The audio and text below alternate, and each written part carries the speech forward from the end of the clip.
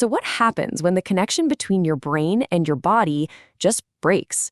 How do you teach a hand to hold a paintbrush again? Or even just get a leg to take a simple step? Well, today, we're going to unpack a truly revolutionary idea that completely changed the game for neurorehabilitation. It's called the Bobath concept. And it all begs the question, how did one therapist's observation of a single patient spark a global movement? Let's dive in. You know, our story doesn't start in some sterile lab or a university lecture hall. Nope. It begins in a London studio with a painter whose hands, once his greatest gift, had basically become his prison. And this one single case, this one person, would end up challenging everything therapists thought they knew about recovering from a brain injury. I mean, really think about it. It is the fundamental question, right?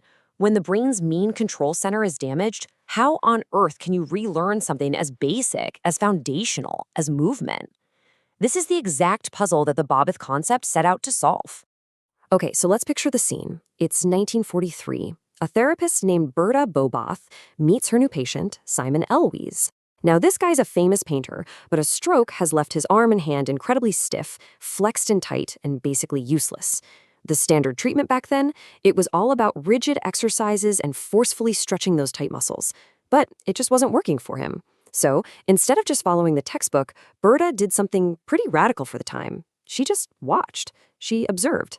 And boom, this was the breakthrough moment. Berta realized that the stiffness, what we call spasticity, wasn't some permanent, unchangeable state. She saw that the patient's own body was involuntarily creating the stiffness. And that one insight, wow, it changed everything. The entire focus of therapy shifted away from just passively yanking on tight muscles to actively trying to retrain the brain itself. So that aha moment, that was just the spark. It set Berta and her husband, Karel, on a path to develop a completely new philosophy of recovery, one that would end up changing millions of lives. So who were these two? Well, Goethe and Karel Bobath were kind of the perfect team. Berta had been a gymnastics teacher, so she had this deep, almost intuitive feel for how the body is supposed to move. And Karel, he was a medical doctor. He provided the scientific backbone, explaining the neuroscience behind what Berta was discovering with her hands. And their method? It didn't come from a book.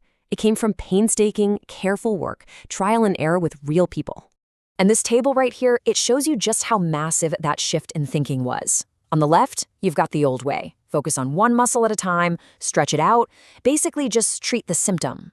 But the Bobath concept on the right, that was totally different. It was about looking at the whole person. It was about using guided movement, not just to exercise the body, but to actually retrain the brain. See, the problem wasn't in the muscle. The problem was the brain's control over the muscle. Now, this whole idea of retraining the brain, it probably sounded a little like science fiction back in the 1940s. But today, we have a name for it, neuroplasticity. And this is the actual science that proves what the Bobaths discovered just through careful observation. To put it simply, neuroplasticity is just the brain's amazing ability to change and adapt. It's not magic. It's the very thing we use for all learning, whether you're picking up a new language or, relearning how to walk after an injury. Your brain can literally build new pathways to get around the damaged parts. It's incredible.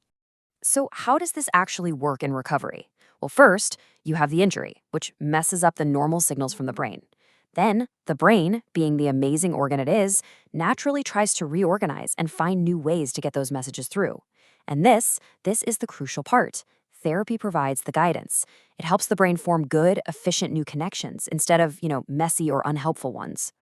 And that right there is the core job of the therapist in the Bobath concept. They're not just a coach making you do exercises. They are a facilitator for the brain's own learning process. They create the perfect conditions for neuroplasticity to do its thing. Okay, so if it's not about just lifting weights and strengthening muscles, what are therapists actually doing? What are they focusing on? Let's break down the core principles of the treatment itself. First things first, we gotta get this idea out of our heads. This is not about how strong one single muscle is. I mean, you can have the strongest bicep in the world, but if you can't coordinate it with your shoulder and your hand to pick up a cup of coffee, that strength is pretty much useless, functionally speaking. The focus is all about the quality of the movement, how all the different parts work together smoothly and efficiently. And you get that quality by focusing on a few key things. It all starts with postural control. I mean, you can't paint a masterpiece on a wobbly canvas, right? Then there's selective movement. That's the ability to, say, lift your arm without your whole shoulder shrugging up to your ear. Next is sensory motor integration, which is basically that constant two-way conversation between your brain and your body. It's what tells you where your hand is in space, even if your eyes are closed. And finally, there's handling. This is the really skilled therapeutic touch that therapists use to guide a patient's body through more normal ways of moving, giving the brain a kind of blueprint for what right is supposed to feel like. And this really gets to the absolute heart of the Bobath concept. It's not a rigid list of exercises you have to do. It's a deep, profound understanding of what normal, efficient movement looks and feels like. And that's the template that therapists are always working towards with their patients. So where does this idea, born from treating one painter back in the 1940s, stand today? Well, what makes it so powerful, so enduring, is that it was designed from the very beginning to change and evolve. This is so important. This is not a fixed recipe. It's more like a framework for thinking, for problem solving. Every single patient is unique, which means every single treatment has to be unique. The therapist is constantly observing, thinking, coming up with ideas, and adapting the treatment to fit that specific person's needs and goals. And you can't deny its influence. I mean, the concept has spread from that one studio in London all across the globe. Today, the International Bobath Instructors Training Association has about 265 qualified instructors in 31 different countries. That's a huge global community dedicated to teaching and developing this approach. Which, of course, brings us to one last question. After all these decades, and with all the new science we have, can we finally say the Bobath concept is finished? Is it complete? You know, the best answer comes from one of the founders himself, Bobath, said that the concept was unfinished and that his hope was for it to keep growing and developing. And that right there is the real legacy of the Bobath concept. It's not a static set of rules written in stone. It's a living, breathing approach that continues to evolve right alongside our ever-expanding, incredible understanding of the human brain.